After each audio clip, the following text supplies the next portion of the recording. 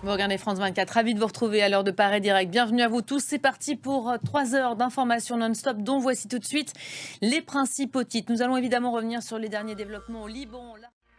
Et ces derniers développements pour commencer au Proche-Orient. L'armée israélienne a donc fait savoir ce matin qu'elle avait débuté de nouvelles opérations terrestres au Liban. L'État hébreu qui évolue concentre désormais ses frappes sur l'Est, le sud du pays.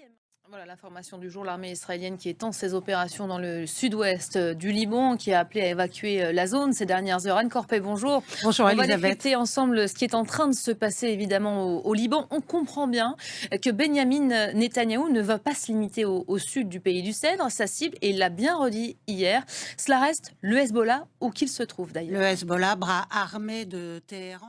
Merci beaucoup Anne. On reviendra évidemment sur la situation au Proche-Orient avec notre invité du jour, Jean-Paul Chagnolot, à l'occasion d'un bilan après 1 an de guerre dans la bande de Gaza. Sans surprise, Kais Sayed est réélu avec un score écrasant. Le chiffre a été communiqué, chiffre définitif, 90,7%. Le taux de participation s'établit lui à 28,8%.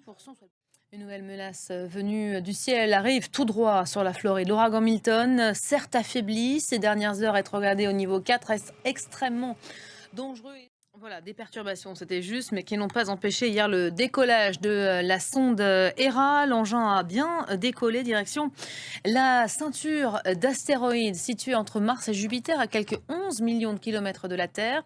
La sonde doit aller à la rencontre de Dimiphos, percuté il y a 2 ans, souvenez-vous, par un vaisseau de la NASA pour dévier sa trajectoire lors d'un test inédit que nous rappelle tout de suite Ludovic de Foucault.